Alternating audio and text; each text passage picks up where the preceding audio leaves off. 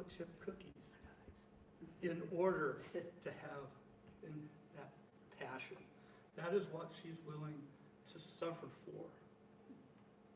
What about you? What are you passionate about? Now,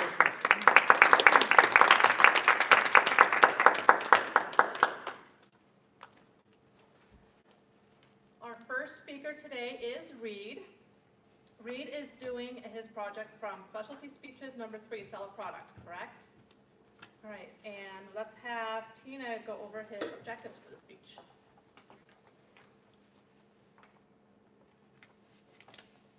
The objectives are to understand the relationship of sales techniques to persuasion, skillfully use the 4 steps in sales: presentation, attention, interest, desire, and action, identify and promote a unique selling proposition in a sales presentation, and be able to handle objectives and close a prospective buyer. Awesome. What is the correlation between intellectual quotient, thank you, and emotional quotient and leadership? In this introductory summary, Reed will be presenting a couple of key elements to sell you on the concept that emotional intelligence is the key to leadership and that you should attend his full workshop on emotional intelligence to improve your leadership. Let's welcome Reed.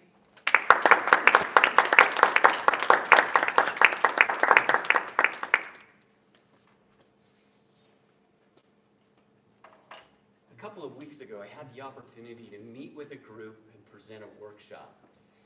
And during that workshop, it became very apparent to me that this team that I was working with was very passionate. That there were elements within this team that you could say might be very disruptive to the team.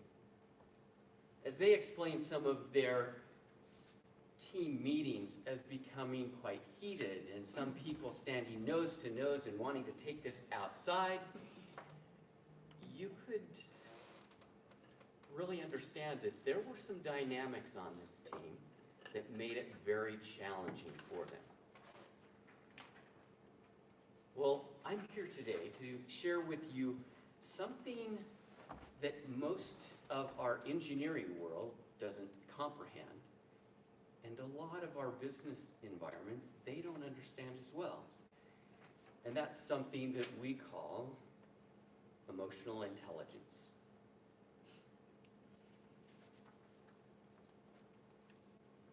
What is your IQ? Do you know a number? Have you ever been tested for your IQ?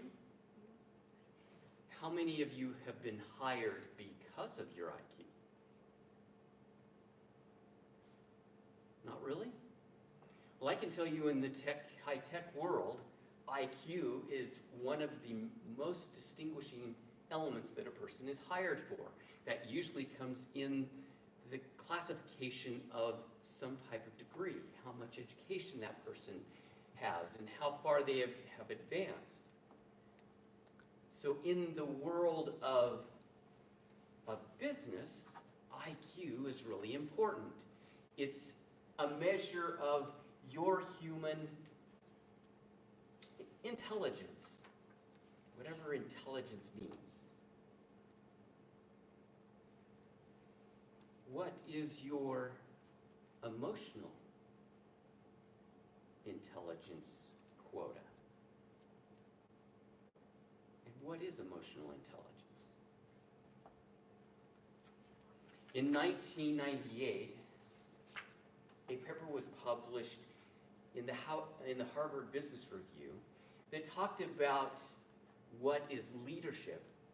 And this is where the introduction of some research that was done, where the term emotional intelligence actually was coined. And it's really a form of your social intelligence. IQ compared to emotional intelligence is still one of those things that's debated today. However, a form of your social intelligence is really, how do you interact with people? So is there a difference between emotional intelligence and IQ? I guess the first question is, what is emotional intelligence? Some form of this social element that a person can understand, and they also can see in others that helps them act in a certain way. It has the capability of controlling their emotions when things get heated. Or perhaps it's one of those elements of being able to sympathize or have empathy for someone else because of what they are going through in their life or the situation in which they're in. So is there a correlation between IQ and EQ? No? Yes? Anybody have any ideas? Well, Gallup did a poll between IQ and EQ. And this is what they got. There is no correlation. Someone might say, well, there is, but it's a 0.0003% correlation. I'm sorry. I'm one of those that grew up when close means, no, it's close enough to kiss her. You know that engineering story where they had a boy and a girl start at the end of the gym? They said, want you to take a step, half the distance between each of you until you can, how does that go? Just left me. Anyways, it's an engineering problem, a math problem, and I wasn't very good at those. Anyways, you have one start at one end of the gym and the other one start at the other.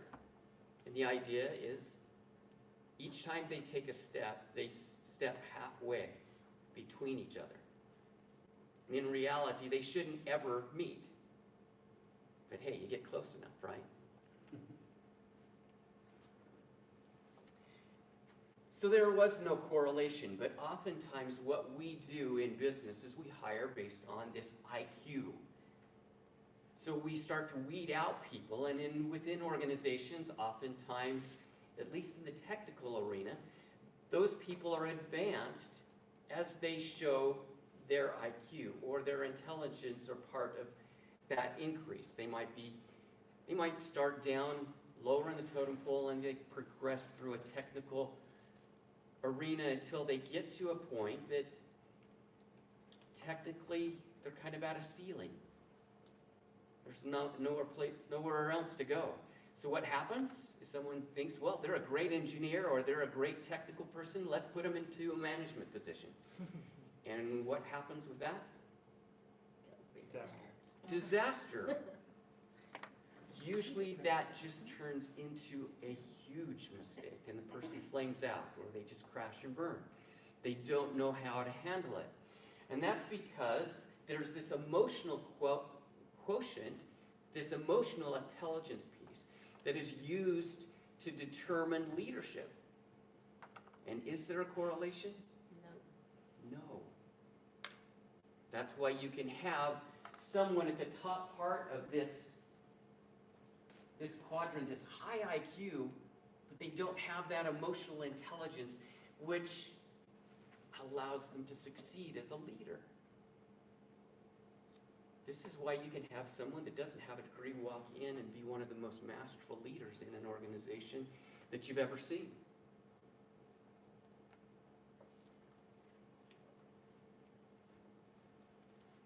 How does this work? Well, let's talk about the brain. There's two pieces that we're going to talk about. The amygdala and this prefrontal cortex. Does anybody know what they do? Sort of. Prefrontal is where you think logically and reason, and the amygdala is your lizard part of yourself. The lizard part of your brain. It's, Very much. that's a fun way to think of it. But that's the one that acts upon all of this fight and flight. Actually, every emotion that you have, every element of your senses goes through the amygdala. It's like the coordinator. It does all of these things, transferring those elements to the other part of the brain. And the prefrontal cortex, it's like the executive center, and it's the one that's trying to put context around it. It's the one that's trying to say, hey, this is a good thing, but let's act rationally. Or this is a bad thing, run. All of those things happen dynamically in your brain. The elements of emotion are going to be part of these two areas. Let's take an example.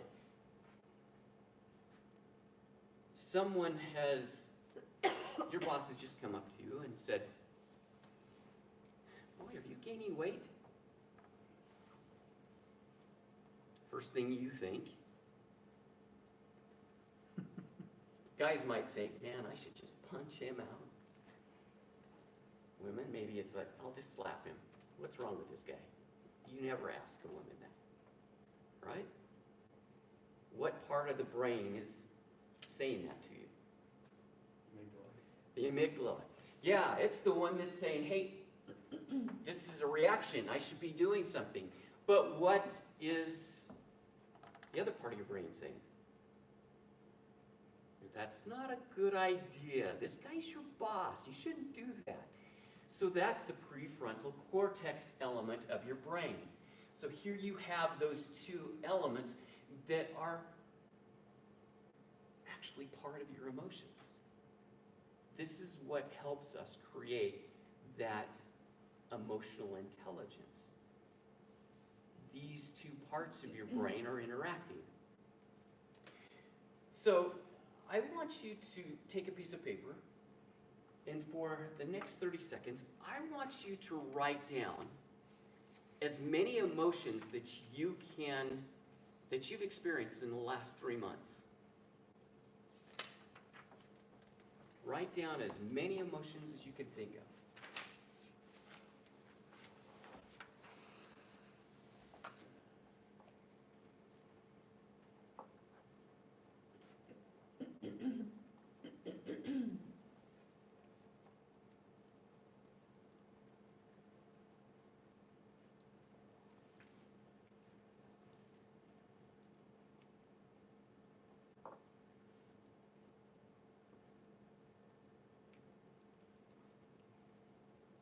Got about 15 more seconds.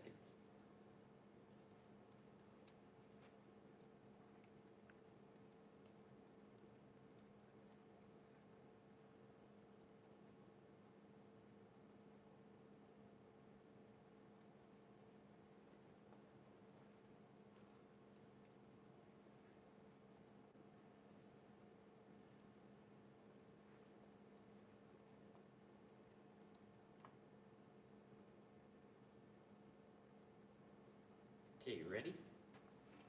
Pencils up. How many did you get? How many did you write down? 6. Shut it out. 8. 13. 10. 12. 9. 12. Man, this is a great group. Normally we get about 6 to 8 from engineers. So one of the things that's interesting about emotions is that there are really 6 basic emotions. But research shows that in a day, a person will typically experience 32 emotions. This is a sheet of 65 that we just pulled off the internet. Different ways of explaining those basic emotions. And when you look at the basic emotions, those are how they correlate to other languages and other cultures. Understanding what those mean to individuals is really key to you understanding emotional intelligence. Within the scope of intelligence, or emotional intelligence, there's 5 components. And I'm running short of time, so I'm just going to share those 5 with you and let you know that you can actually improve or grow your emotional intelligence as you focus on these 5 different components. As you focus on them, there are certain things that you can do to help improve your ability and to expand your own emotional intelligence, which will help you to be a better leader, but most importantly, will help you to develop trust with individuals. So if you want to develop your trust with others, you should come to my workshop. And that's where I'll help you grow your emotional intelligence so that you can make that connection with other people and that you can also become a stronger leader. Thank you.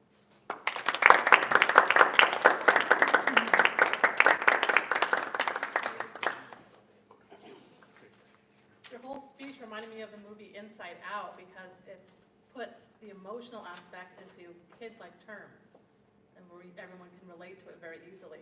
So that's the first thing that came to mind. I was reading that. It was really interesting. Let's take a moment and write down some feedback for Reed's speech. Do any of the other speakers need presenting stuff? Mohan? No. You guys?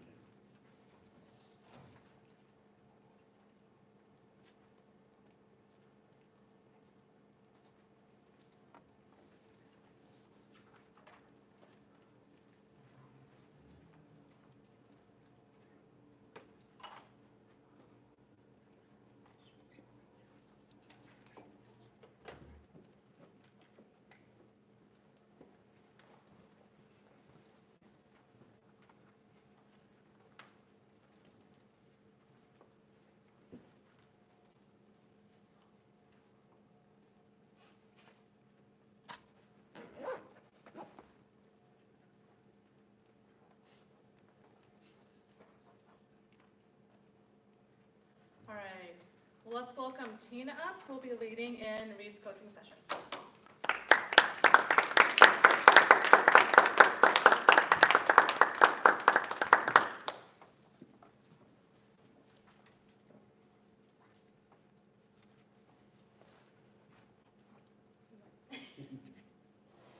Sorry, it's been a while since I've been to Toastmasters, so bear with me, get through this. Reed, I really enjoyed your speech, like always. I have to admit, I really didn't get what you were selling until the end. It's like, I think you could have gave a lot of great information, and it was really interesting, and you had your audience captivated. But since you were selling stuff, I would have liked to have heard more about your workshop. Because at the end, it's like, I was kind of interested, but I didn't get what you were selling. It's like you were talking about, you know, the differences between IQ and emotions, and maybe could have used a little bit more emotions in there. It's just my opinion, but, you know, I would like to have seen, from you especially, I've seen some of your speeches and you put so much emotion into it, so maybe a little bit more emotions in here when you're talking about emotions. I didn't hear any objections. And your closing was great because, like I said, that's what kind of gave me the idea of what you were selling. And I'd just like to learn more about what you're selling about your workshop. So if you could have maybe incorporated more about that. Can I open it up to anybody?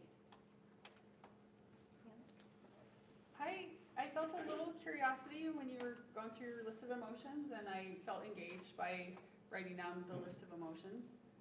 I never really felt like why I should come to this class personally.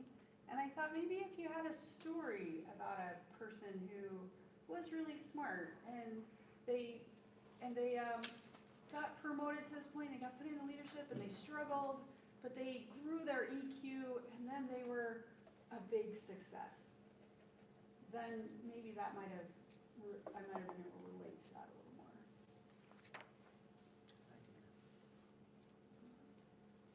one of the things that was most eye-popping was that chart, IQ versus EQ, all over the place. And there was a horizontal line on where we hire, a vertical line on where we should hire a manager would have been helpful. Okay.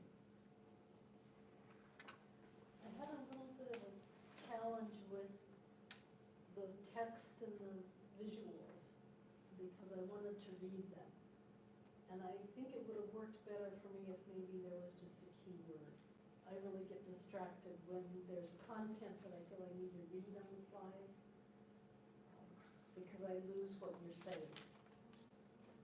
I know it's pretty common to have a lot of content, but you were talking when I was trying to read the content and I missed what you said.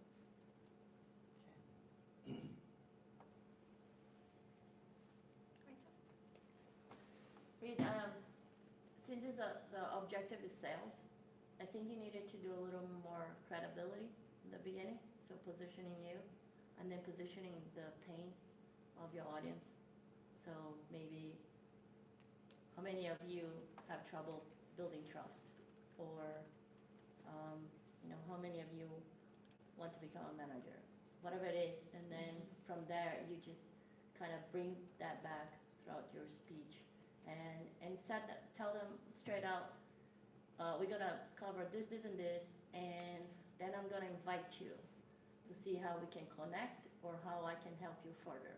So then when you come for your call to action in the end, your audience is already prepped for it. I think this is a super tough topic, Reed, and because a lot of, if you're really selling to people who need EQ, they usually don't know they need it. So it's like one of the most difficult things possible. And I think giving a story or something where there's an emotional content about somebody who was struggling and successful, or a condition where people can see themselves in it, but they don't have to raise their hand, that is actually better. Because people like, how many of you are having problems with your wife? With your spouse, whose kid hates you? I mean, I'm overdoing it, but I think it's that's a really hard thing. So I think rhetorical questions are good, and trying to figure out how to develop the pain so people would quietly say, "Oh my God, I need this," and then giving them steps to go to. Here's how we do it, and it's easy, and here's where you can get to at the end. Let me know if you're interested. So this is a really tough topic to sell on. So. Reed, Oh, go ahead. I'm sorry. Selling is about expressing the results they're gonna get, not the product. We don't buy cars to get from point A to point B. We buy cars because of what they represent to us. And so with this product, EQ and the program, I would expect to hear, what am I gonna get from it? What am I gonna learn? And then how is that gonna help me get to where I want to go? And that would totally shift. You can talk a little bit about EQ, and then spend the rest of the time focused on answering the question, what's in it for me? And how am I gonna benefit from participating in the course? And that allows you to shift the focus a bit to the participant and what they're gonna gain. Because that's ultimately the question they're having to answer, is why should I give you my money to participate in your course? And they're interested in the results they're gonna get from it.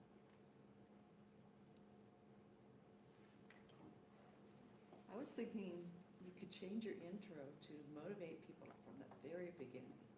Instead of doing all this rhetorical things where people are wandering off, is IQ really a good test or not? Give them a scenario to convince them, yes, you know about intelligence, yes, you know about emotions, but can you control them and give a story about the emotions and tell them it's complex, but you can be trained. And then go into the rest of the spiel about the 5 ones, and you can hook them in in the first 5 sentences. Instead of doing a bunch of questions saying, hey, we know all this stuff, it's complex. You need training, I'm here to give it to you. It felt sort of like you were halfway giving part of your workshop, and you really didn't get to the selling part until you got it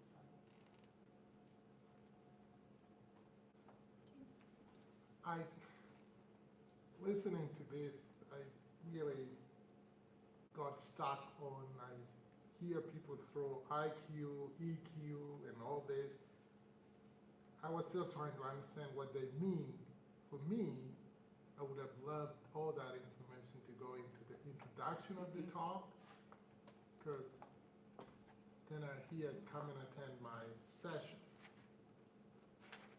while I was still trying to understand the two different things we're saying. That was very different from what I'm used to hearing Reed present. I also then heard a little comment you made, oh, we're running out of time, which made us say there wasn't enough preparation to allow this to be covered in the time frame. Cindy, I would like to hear this speech again, and I really want to know more about your workshop, because I'm interested, and I want to know what you're saying.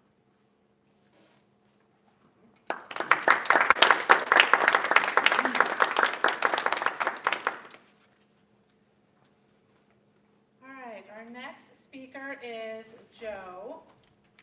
Diana, would you like to go over Joe's objectives? Yes, so Joe is going to keep us laughing today. He is working out of the Humorously Speaking Manual, and so he is, and the safest joke to tell is one about yourself. Okay, prepare a speech that opens with a self-depreciating joke, string together 2 or 3 related jokes in the speech body, and close the speech with a humorous story. So he's going to challenge himself today to see if he can use some personal material to make us laugh. Awesome. And it's a 5 to 7. 5 to 7? Perfect. And I apologize for not saying your time up front. I completely forgot that, Reed. All right, the title of Joe's speech is Breathless. There are 525,600 minutes in a year, but how many breaths in your life? Or is that what even counts? So welcome, Joe.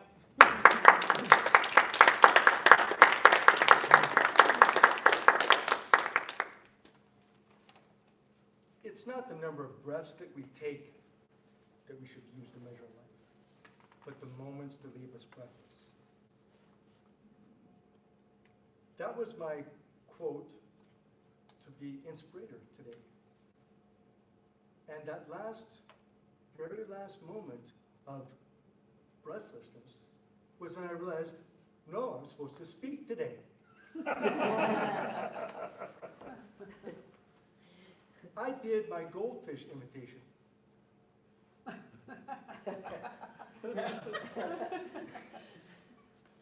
Okay. Given that, what are the breathless moments that we live? How powerful are they? I'd like to share a few of mine and then see what you think. One of the very first ones was when my daughter was being born. We had gone through the breathing class, the lavas and all that kind of stuff, but we were cut a little bit short. We didn't get quite to the part where, what's the husband supposed to do? My daughter was a little early. So here we are in the birthing room. I've got my arm around my wife's neck, and we're there, and the midwife is saying, okay, breathe, breathe, breathe, hold your breath. And I was supposed to pull up a little bit on my wife's neck and help out. But here I was going,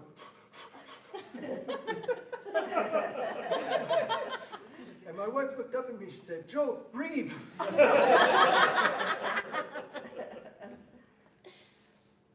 That instant was one of those things where I shifted from, I can't believe what's going on, to, oh, this is amazing, to, that's my daughter. That was another breathless moment.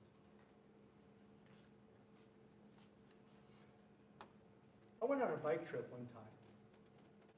This is another breakfast one. And I had a little bit of a tummy ache about halfway through. Pushed through that, and was doing okay, and then suddenly, oh, it's really getting strong. I finally decided, okay, I can't ride anymore. Pull out my phone, take a look at it. Hey, 0 bars. What do I do? Has anybody ever ridden a bicycle in fetal position? When you're just doubled over in pain? By the time I found a place where I could make a call, my wife was there, I was completely out of breath. That's what pancreatitis does to you. Fetal position on a bike, though, is something to be seen.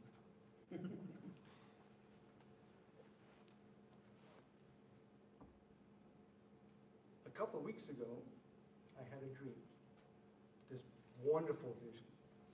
I was a superhero, and I had to deal with Hulk. Now this is Mark Ruffalo after the transformation, so this is a big guy, right? We were in a little tussle, and I had my hands around his neck, and he came barreling in, just pushed me back, driving me until suddenly I just flopped over. When I woke up, I had my breath taken away, like somebody had just landed on me, somebody Hulk size, and I did that kind of reaction to come back wide awake, woke up my wife, woke up the dog, and I think I woke up about 4 or 5 neighbors. These are the breathless moments that really catch you.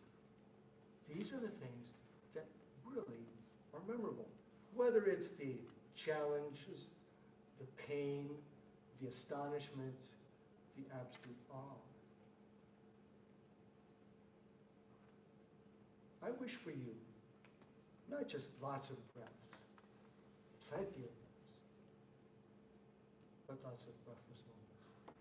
Until that very last one, may you live a full and breathless life.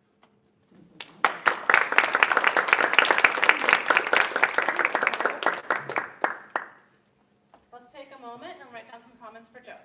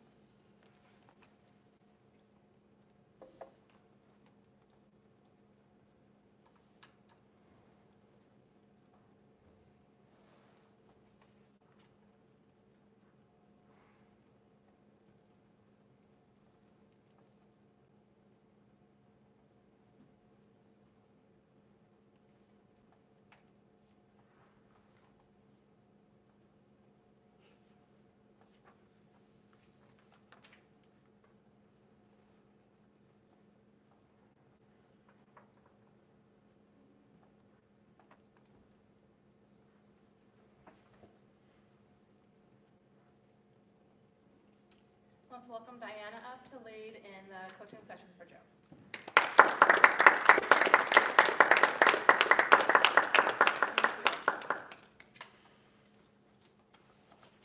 I think Joe accomplished something really amazing. I don't know how easy it is for you to put together a humorous speech, but I was very impressed that he put together a humorous speech with very little notice and actually strung it together and had a theme and a message. I think an opportunity would be, if you spent more time on this, that you could develop the message and develop the body of it a little bit more. How long was his time? 4 minutes, 30 seconds. So pretty good. Like, he actually met his time requirement too. I was thinking he was gonna be even a little bit shorter. But I loved the physicality of your speech. The goldfish imitation and the weight on your chest and then being in the fetal position. I heard the audience laughing. You got me laughing, which is not always that easy. And I was also impressed by your use of emotional words. Reed was talking earlier about how a lot of times we're not in touch with our emotions, and you really named and brought out many of those emotional words. And I also liked how there was a message too. There was a tie to us as individuals, and and a wish for us to have breathless moments. I think you could have taken that to helping us think more about our awareness of those. Maybe that's one direction you could have taken it. We have these moments, how much are you aware of them? How much are you noticing them? And I've heard that one of the techniques for gratefulness is to spend more time retelling and reveling and appreciating the good things that happen. And so that could have been a direction you could have taken the content even a little bit more.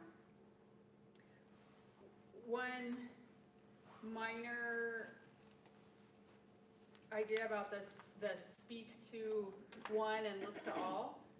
So I heard you say, has anybody ever tried to ride a bike in the fetal position?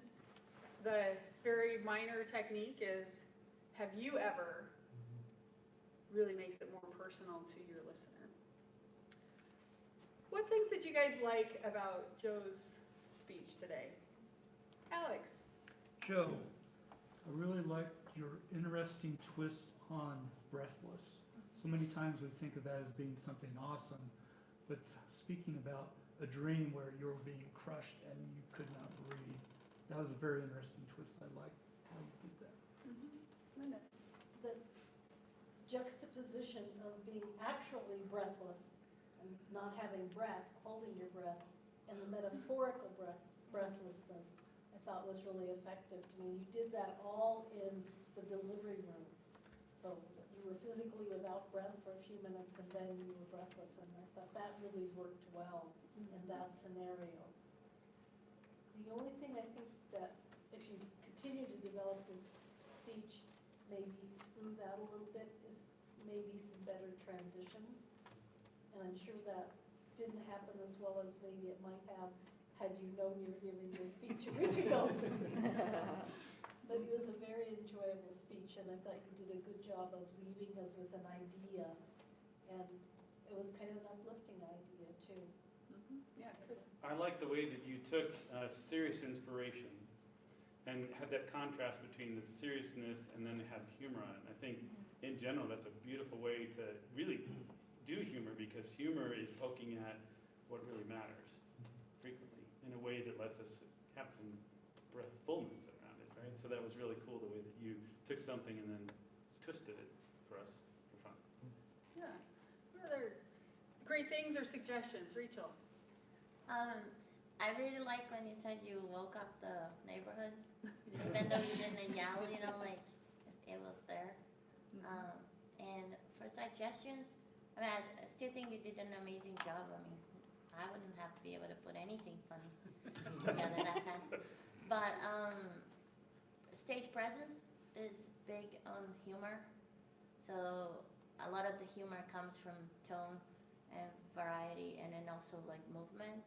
And I think you did good. I mean, I didn't even get the visual stuff, but I kind of knew what you meant by a goldfish. So yeah, I would just, if you ever have to do something fast like that, lay on a lot on the stage presence and your tone and repetition, because that usually makes people laugh. Mohan, did you have something? Yeah, I like the way to bring out the humor, you exaggerated the things, like the goldfish was one, and in the hospital, I don't know, you really did. Almost passed out. That's why she said breathe. All right, great. Yeah, Reed, did you have something? Not at this point. Okay. Who else over here that we haven't heard from? I enjoyed the range of emotions that you brought into this speech. You could have stayed light really easily, but you took a quality topic and brought us through the range of emotions. And that was powerful. And for you to be able to do that pretty much off the cuff I thought the joke was not a joke. Because one, I was a little late and I wasn't realizing that you weren't ready when you showed up today. And so, yeah, for you to be able to pull this off in just the few minutes that you've been able to sit here and prepare for it, that's fabulous. I actually had 30 minutes on the wheel. Yeah, but to me, this is one of the hardest manuals, is the humorously speaking. All right, one more, James. I like Joe's final joke, which he just laid in there, saying have a full and breathless life. I mean, if you think about it, you're going to have a full life and you're breathless. Think if you're breathless, you're breathing. A nice play on the words there. Yeah, that was good. Yeah, so Joe, this was a great speech. You did a really good job of bringing in personal stories, tying it with this theme, and presenting that theme in a lot of different aspects, the really funny ways and the more serious ways, and inspiring us to think about how we're enjoying our life and living a breathless life. And I think if you wanted to continue to develop this speech further, I think it has a lot of great material and transitions, and a little more content on the takeaways for the audience would really pack a very powerful punch.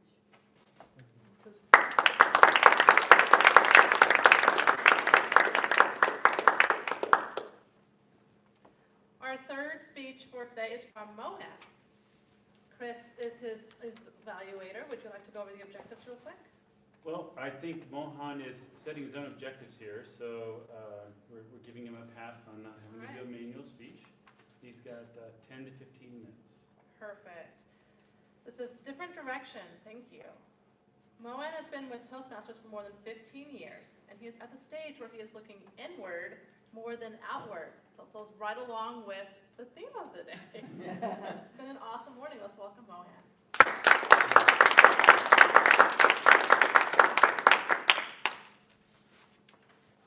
Everybody, please close your eyes. Now, visually go through this. You are at a restaurant with your colleagues and managers,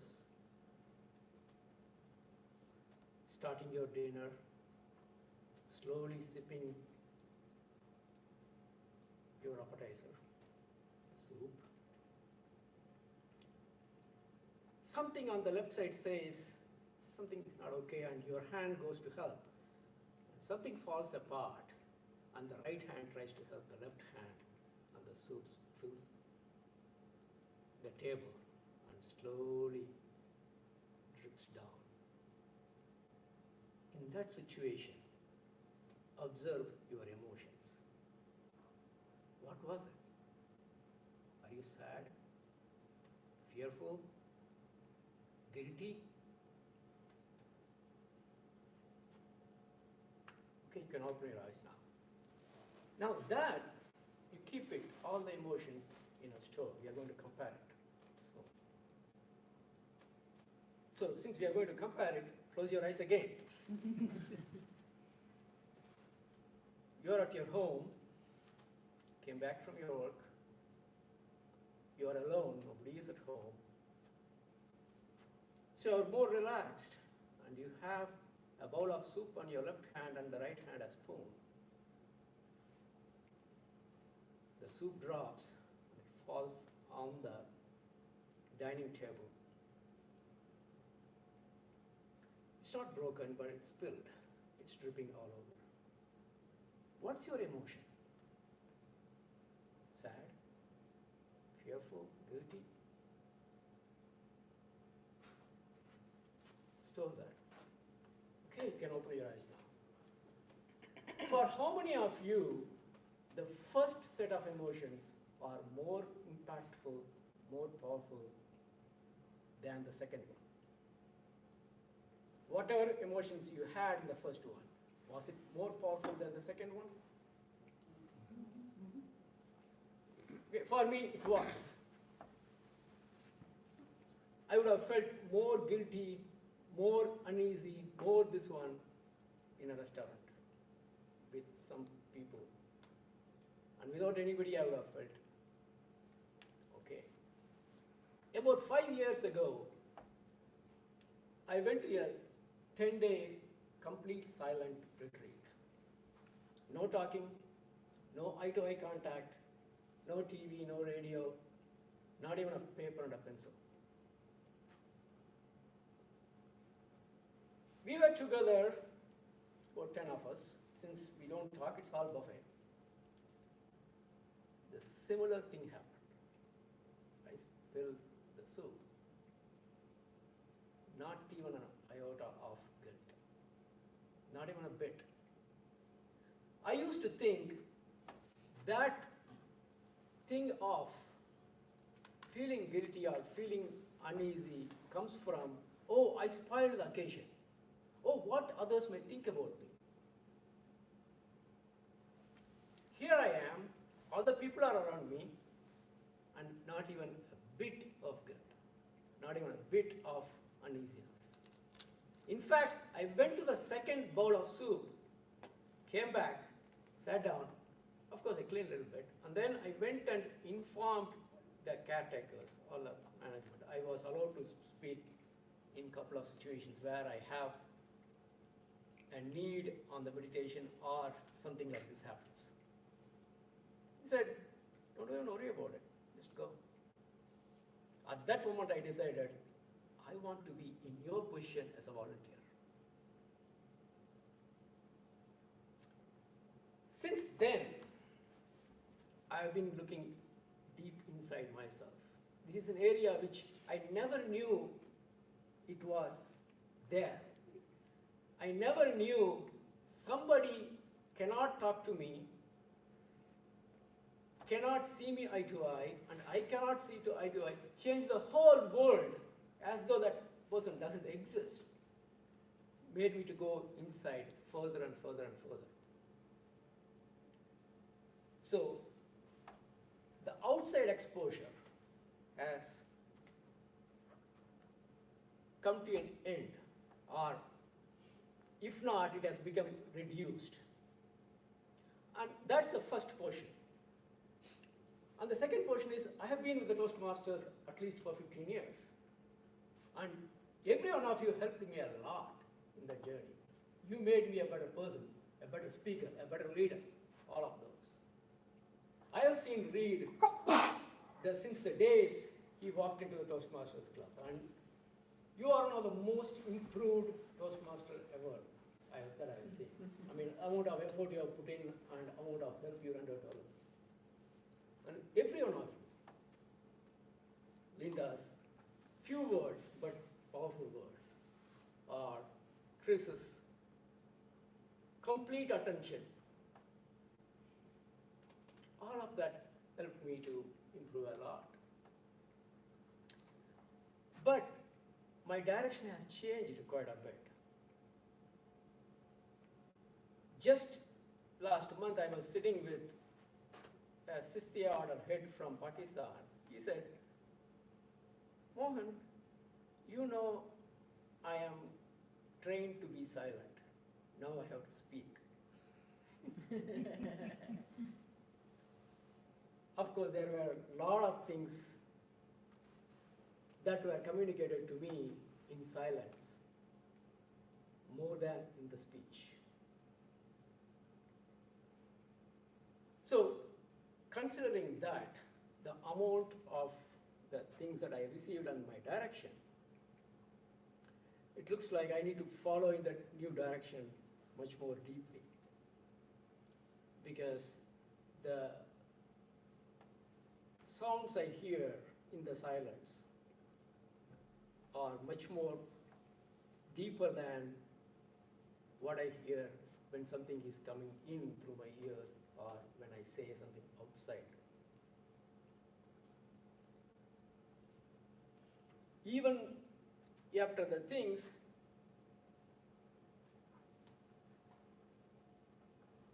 that happened in the Toastmasters had much more impactful. Years ago, John said about the ugly little girl and how she was made comfortable. God created you uniquely, because angel can identify you even in the middle of thousands of people. That sentence became more powerful when I was thinking about it silently, much later, right now, than when I heard it years ago. All of that basically drives me to say, okay, I need to go in that path more and more and more. I enjoy sitting in the silent retreats. I enjoy sitting in the hermitages. Like last month, I was in Nada Carmelite Hermitage in Crestone. I cannot see the next hermitage from my hermitage because there are only 10 hermitages in hundreds of acres.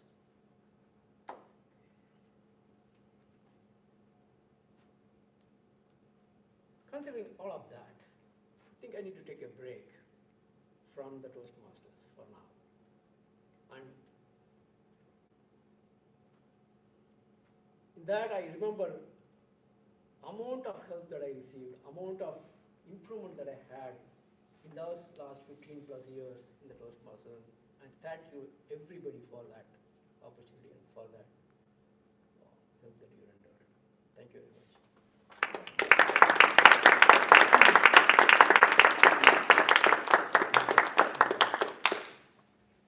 Thank you, Moen. All right, let's take a few moments and write down some comments.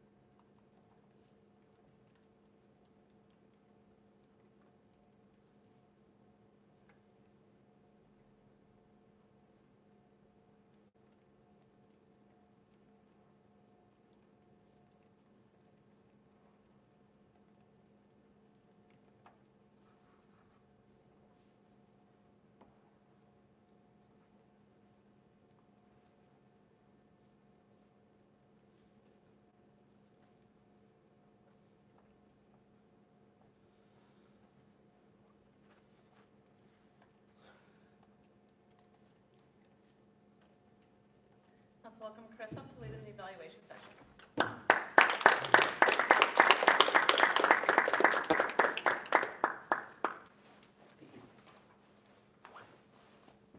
Well, thank you for your speech today.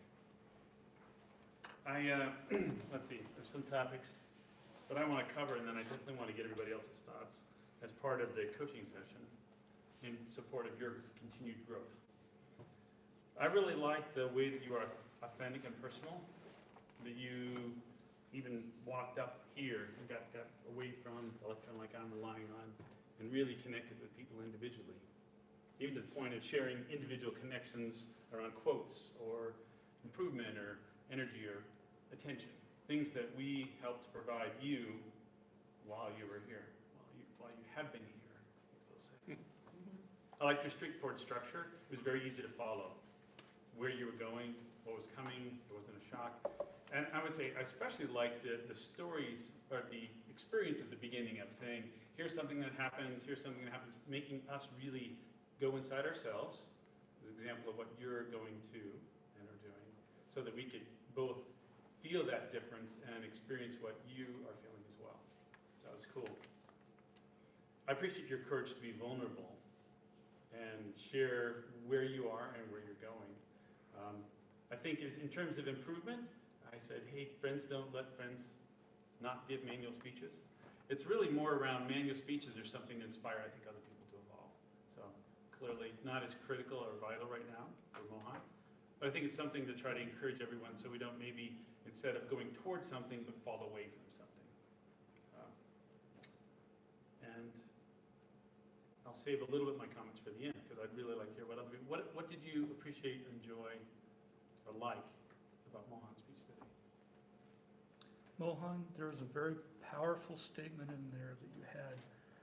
The sounds I hear in the silence are more powerful than the sounds I hear with my ears. That to me is highly impactful, that I'm going to have to ponder for a while, and I appreciate you sharing that with us. Thanks, Alex. One of the things that I picked up as well that I liked was what could have been a stronger dialogue between you and your friend, but I've been trained to be silent, but now I need to speak. I think there's an element of that that's really important. I have a message that I need to give. I think that's a great corollary. James?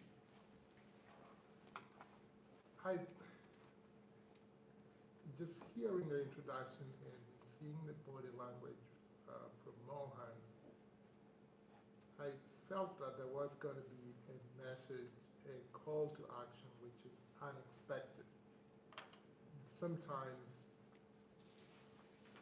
communication is not by words, but by just being there. Often more is said by not using words than by using words, which was the message that I got from Mohan. Thanks. Joe? I noted that the first thing, the first example of eyes closed, I didn't quite hear eyes closed, and I didn't have my eyes closed, but the words you used with the pauses, the slow recounting of the story, you gave a weight and a foreboding to that stuck with me. I noted the word foreboding, and I felt like there's something coming just in the way you spoke. And I think that's also part of the theme. I don't know if you did that intentionally, but the working with essentially the nonverbal part, the way you were speaking was more important to what you were saying than what you were saying. I felt like that at the end. Very powerful.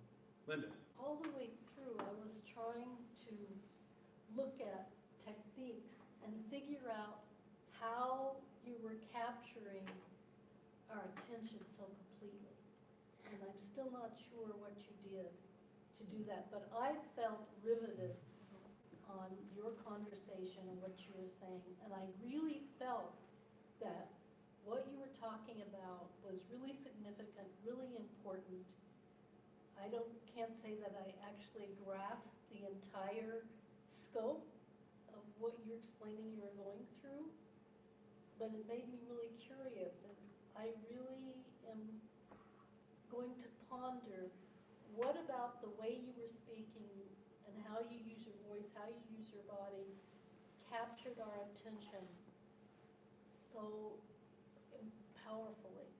I'm not sure what that was, but I felt it. And I would love to be able to do that when I speak. Diana? I appreciate that you put together a farewell speech. Sometimes people just kind of disappear, they just say, I'm done, I don't want to do this anymore.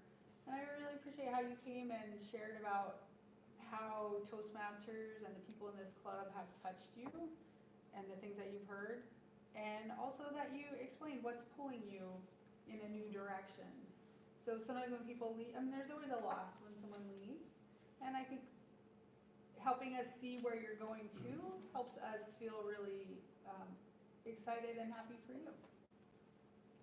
Brian? Mohan, not having seen one of your speeches before, I felt that you were very expressive. That was the word that I wrote down. And you were sharing your growth in your increase in your self-awareness. And that, I think, Linda, is probably part of what you're looking for, is he was sharing his growth with people. And as someone who walked away from Toastmasters for a number of years, I'm going to encourage you, come back on at least an intermittent basis and stay plugged in. Because unfortunately, if you stay gone for too long, you lose a lot of your skills. And I would encourage you to at least keep your finger in, keep your toe in the water at least a little bit.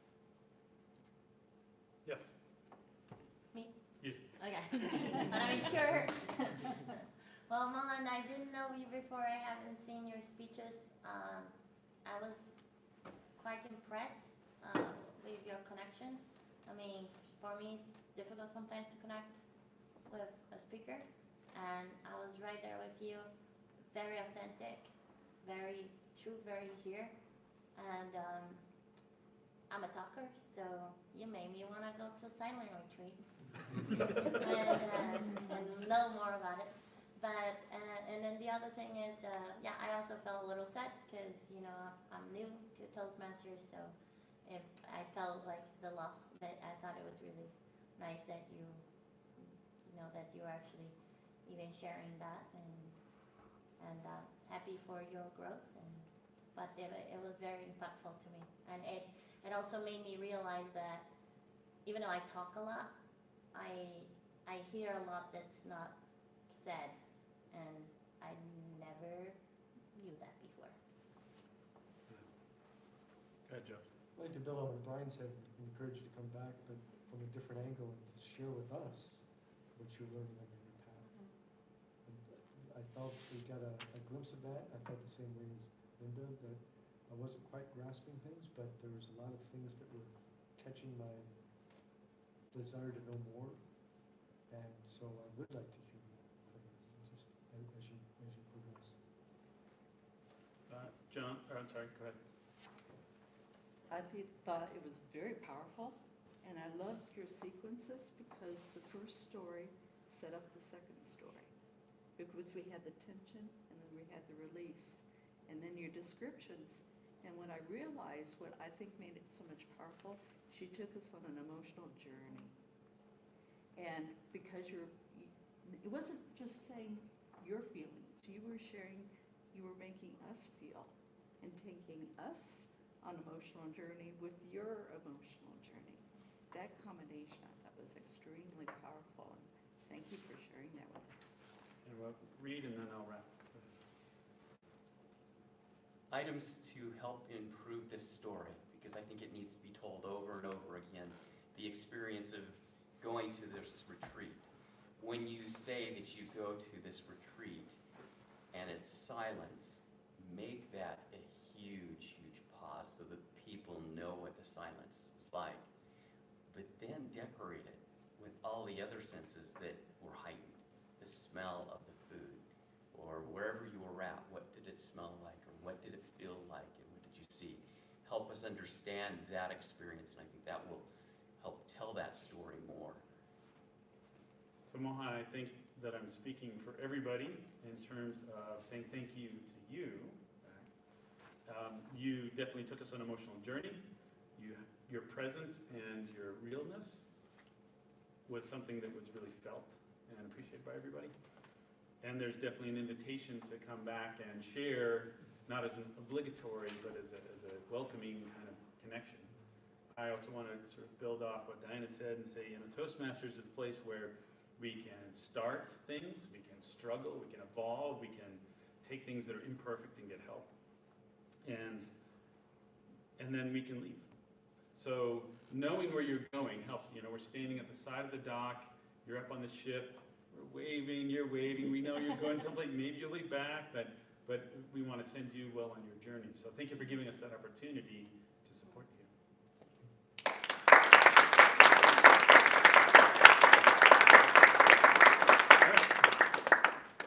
Thanks, Chris. Well, I don't know about all of you, but we had 3 amazing speeches today that all tied together. I don't know how you guys planned that out. Because it was a great, great morning. Linda, as our general evaluator, would you like to give us a little bit of feedback? Certainly. Dr. Linda.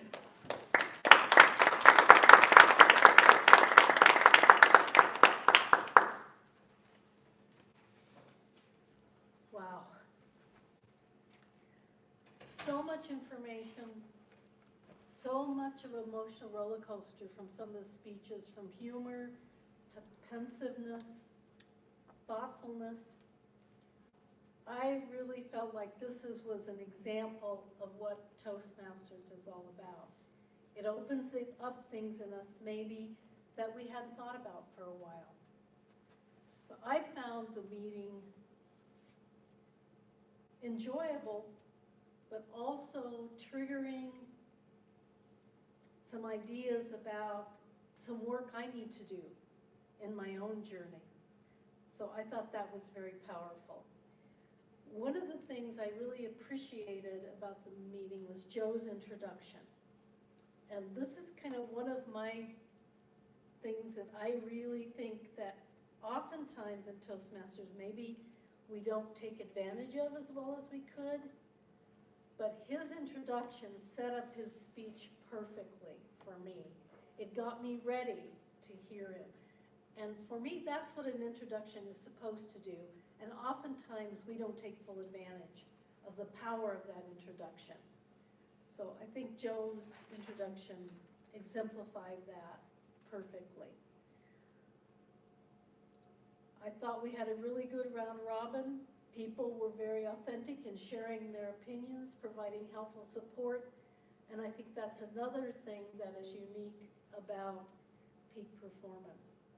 I never leave feeling like we just gave someone an empty pat on the back and said, good job, like some of us fall into with our kids when we want to encourage them, but we don't have a lot of time, so we just say good job, which means nothing for children and for us.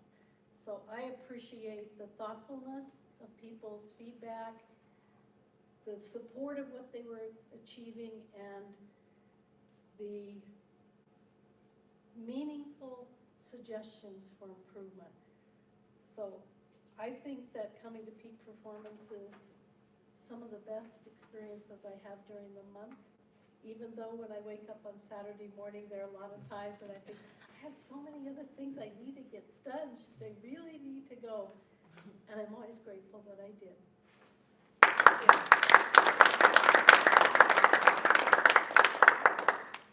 Well, I have no doubt we're going to end on time today. We're actually running quite early for having 3 speeches in here. Reed, as our club president, do we have any club announcements? Do have a couple of announcements and some business. All right, perfect. Thank you. First of all, let me express my appreciation to Mohan.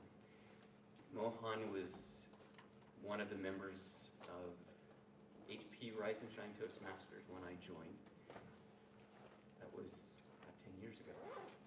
And I was there when he finished his DTM, and I had no idea what a DTM was. It was one of those moments that was really kind of a cool experience to participate and be part of. Through his encouragement, I also was able to compete in my first competition. I don't know if it was encouragement or said, let's just send Reed. And that is when I learned that there's a little bit more to competing, that I had not qualified for competing, but I didn't know that until after. But what a great experience.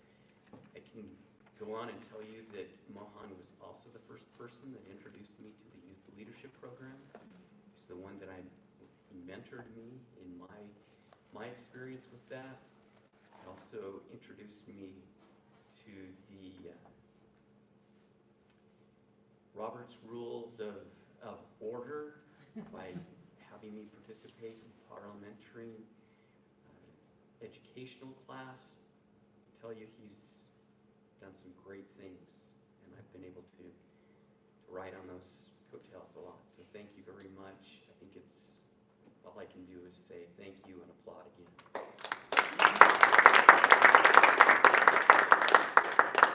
Likewise, encourage you to come back, and we might call on you to be part of some of our judging experiences in the future. Today, during our executive committee meeting, we're going to be discussing our website and also social media. If you have an interest in those, I encourage you to stay and participate with us. Today, I also have been testing out some technology to see if we could actually do a live stream of our club. It seemed to work until Chris got up and started conducting that coaching session. Nothing to do with Chris. I think it's probably limited maybe to an hour. I don't know. Gonna look into that. But that is something that I want to propose as an item of business here, because Karen asked if, she's from Nebraska, she asked, is there a way that I can attend virtually? There are clubs that are doing that, and I think that would be a great opportunity for us to also bring in some of our travelers from our club who aren't able to participate all the time when they're traveling. Unfortunately, I'm going to be doing that through October, it looks like, so that I have a dual purpose for doing some of this. So all of those that feel that would be an appropriate thing to do, to investigate and to handle as a club, to live stream our meetings, everyone in favor of that? Everyone? Okay. This might have to dress a little better. I think that creates the dynamic that this is a culture of at the club. The culture is that, hey, we're willing to accept you any way you are. We'll just have to tell Renee that pajamas sometimes are okay. Or if she wants to be seen. Well, you just need 2 pieces of red tape, the out of camera. Out of camera shot, there you go. Which is actually about John at this point. So you're thinking about having it both ways, that we can see them on the screen while they are just at work? At this point, what I was trying to do is do a live stream through YouTube. This is partially because they've asked me to do this at work at a convention the 1st of October. So I'm trying to work through all of the bugs and details associated with that. And so far, it's working pretty good. I have some things I can show you. Great, great. Let's talk afterwards. Those are the items of business that I have. I always like to see who is speaking outside of the club this next week, in the next 2 weeks. I know from the district side of it, Toastmasters International, or District 26, I should say, is doing a training expo on October 20th. It's an all-day event. An email's gone out to register for that. This is in lieu of the fall contest that is no longer happening. But we're gonna have a big pathway session, there's gonna be breakout sessions, a roast for Rhea. There's luncheon. Training is, I think, only like $20 or something for the all day down in Denver, and then you can buy the catered lunch and dinner if you want. The roast and the Hall of Fame awards for DTMs and such are free. So this will just be a one-day It's event? just a one-day event. Okay. Thanks for that update. I've also been seeing that there's networking that's being promoted by District 26 as Yep. well. Has anyone attended any of those? I haven't. Eastern Division, we have our date, I don't remember off the top of our head, but it will be in January. So it'll be Eastern's chance to promote ourselves. It'll be fun. Okay. Dues. Dues are John? due, $54, please. What a bargain. Yes, very good bargain. I was talking to a professional coach just 2 days ago, and the going rate for his area of expertise for training and communication is basically $2,000 a day for professional speaking type coaching and instruction. And for this environment, you have an element of that where you get great feedback, but it's a continual thing for $108 a year. What a bargain. Versus $250 an hour. There you go. Can we pay online? I don't know that Toastmasters has that set up yet. Okay. We, Right now, I think only officers we can. could potentially do it after the meeting for at least the Toastmasters International portion of it. Yeah. I think The there's club a dues are note separate. that's gonna be available probably next year or something where users Finally. can pay directly. Yeah. At this point, only it's not 2019. available. I know, my daughter doesn't even have checks.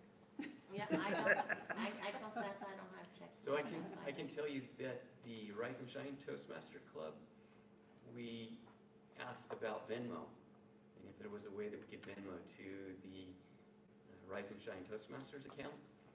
In the quick little checking into that, it looks like you can do that. We can set that up and actually have a Venmo account that people can actually just Venmo their dues to. A So lot that of banks are doing Zelle too. Zelle? Z-E-L-L-E. Okay. So Yeah, sales is a little more complicated though. So there's some options that we probably should look into to make it easier. Yeah, cause like Resource Masters, we set up PayPal for it, so. Right. Rise and Shine has PayPal, but they also take a fee, whereas Venmo, it's just direct. And as long as it's under $300, it works. No, that's good. Kind of a cool thing. So, Karen, you had a question? No, I was gonna say some clubs in Lincoln use PayPal. Right. I'd love to hear from her, guys. Yes. Well, Mohan had something he was gonna share. so in the bank, at least in the additional when you put a recipient in bill pay, they will send it as a check. They'll cut a check and send it to the address. That's true. Yeah. That's true. And John sent that address, so that's a good thing to, Yep. and we can handle that as well. Some of you might have seen Chris Withrow's email. Her and No. John they're trying to figure this thing out. They went from 2 incomes down to 1, and John's now, he's teaching at Front Range, and he's also trying to start a consulting business, so that takes a lot of his time and energy. So they're kind of taking a step back as well, trying to keep them engaged as much as possible, but you can reach out to them and offer any of your expertise, and even from a statistical standpoint, whenever you send out resumes or you're looking for jobs, those interviews, they don't come from your circle of friends, and they don't come from that second generation of your friends' friends. It actually comes from that third generation. So anything you can do to forward John's information out, or any of your friends that are looking for jobs, continue to do that. It'll just help that statistically as well. Other items of business for the club? If not, we'll call this meeting adjourned.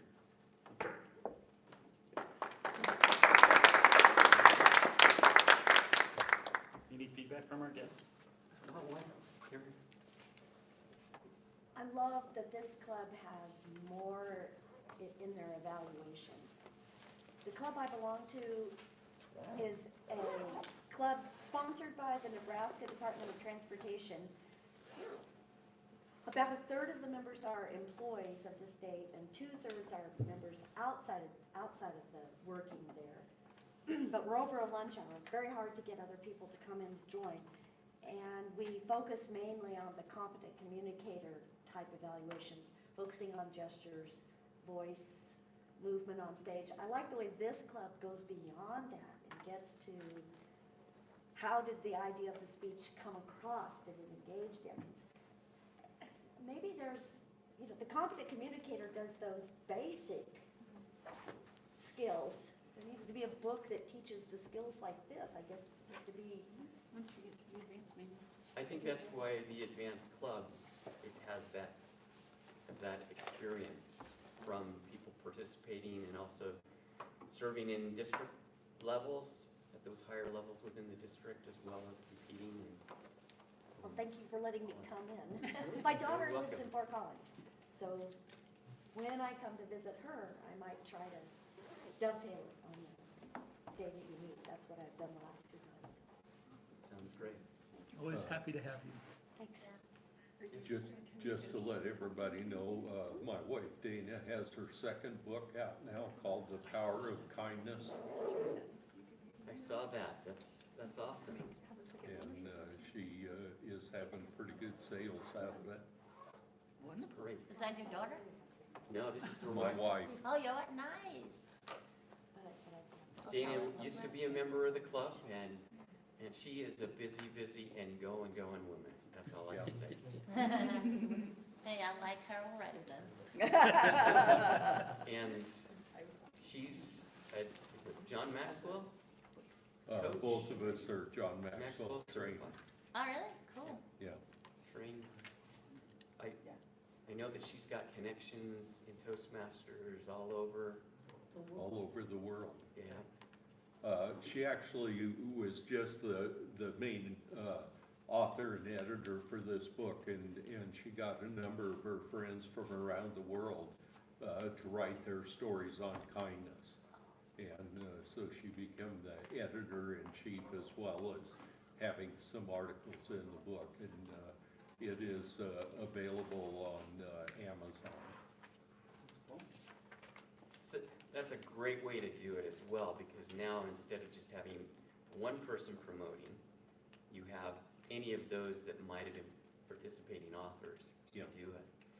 John, just following up, I know at one point you had asked about some stories and Yeah, I need to get back out to everybody that submitted stories to make sure that everything is still good as I put that together.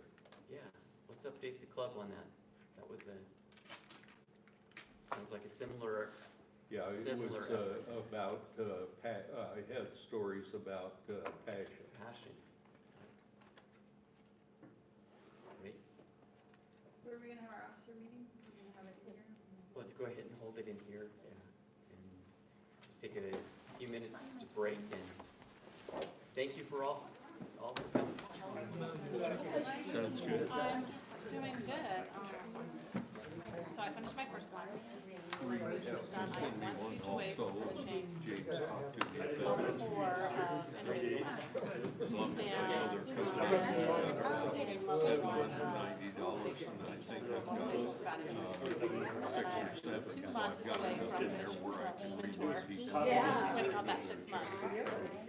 And then I did get access to these. All right, terrific. Yes. Haven't seen it yet? No, It looks my cool. next week will be Same for me, like Rachel. Oh, So, cool. but when I pull up Rachel's. Just like Yeah. always, we have to get Going to be initially done up, and then after that, we're in good shape That's the about thing I've been surprised by is level 4 I guess it must not have been a problem. which is good, but I'm like, where, I mean, I feel projects. That's my thing, is I'm like, this one I don't think has to be, I'm constructing language, or the DTM one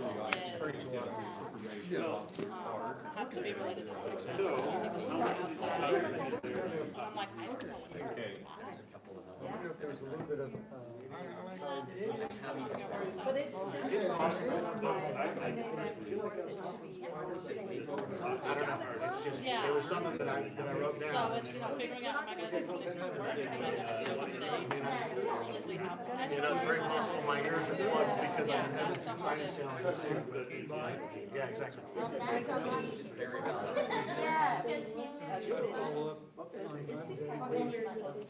I make it fun, could it become? Yeah. Thank you. Okay, that's what I thought. It'll be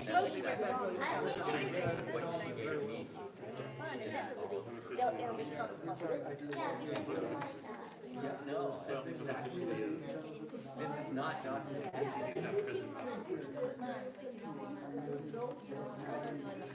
Comedians are usually not teaching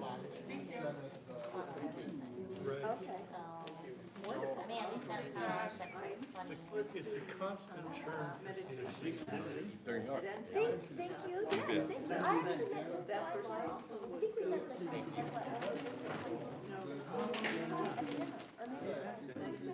Sometimes that block does excuse us from it. I would have blocked it.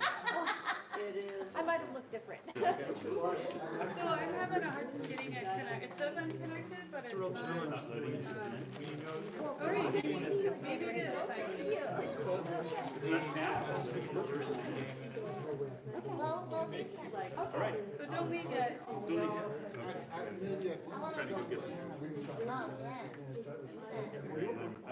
Well, and that's the right mentality is meeting with okay. Yes. Everyone's Set advisor. That happens. It's like, okay, you know, we talk about table topics, which is okay, but how do you turn that table topics into? Yeah, and actually, there's been times when so I'm gonna, got called hardcore. I think I'm getting logged on, so They're talking I about pay your pocket dues. speed. Do you have a credit card? You wanna pay your dues? Okay, you show up at the meeting with one speaker. Thanks, Diana, because I know you helped me last time. And so just take it. I'm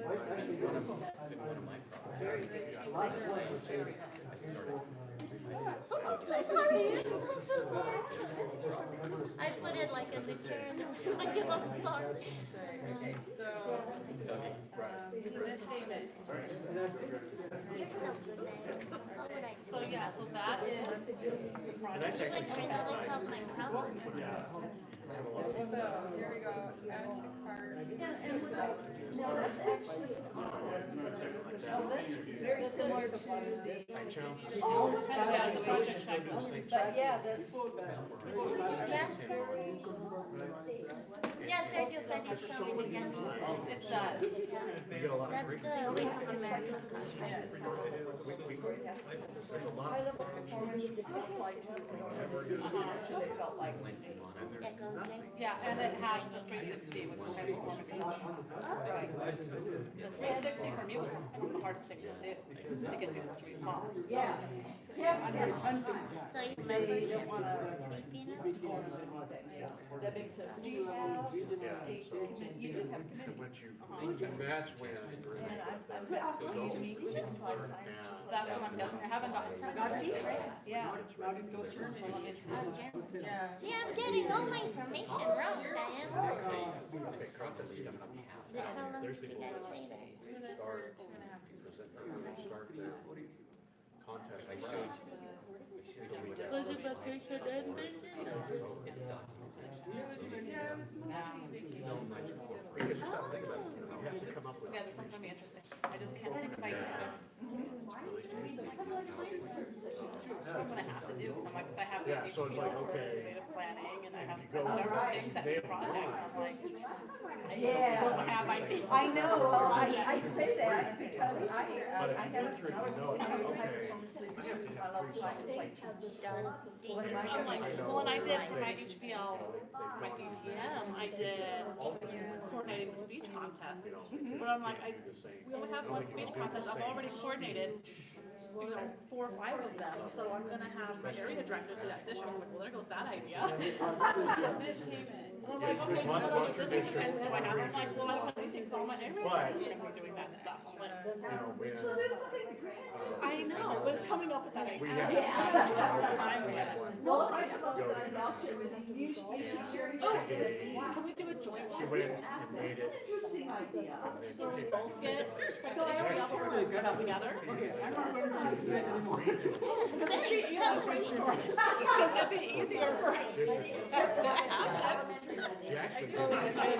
Yeah, but yeah, I'm plugging away at it, I really Yeah, I liking think it. that would be awesome. Okay. All right, we'll see you later. Yeah, next week. And unfortunately, my kids were Yay. at that conference, and I almost Yeah. couldn't stop laughing. Yeah, Wells tried, It's almost like, like Square. you know, So I was one of those dads, I could just look at them. 2.5, I think. But my sister, Yeah, my so daughter, we just have wonderful. my son, I could get him to speak, they were just up there. Yeah, exactly. Yeah, but if Venmo like Hey, doesn't Joe, charge are you anything. getting any email notifications from Easy Speak? That's good. Well, I got one, so I got one, and it Uh-huh. said, telling me to sign the goal. How's the bills? It's great. And I didn't scroll down to see the results, so to speak, Okay. until this morning. Why wouldn't And be a teenage woman sit down Yeah. with their I looked at the website, Uh-huh. see, there's no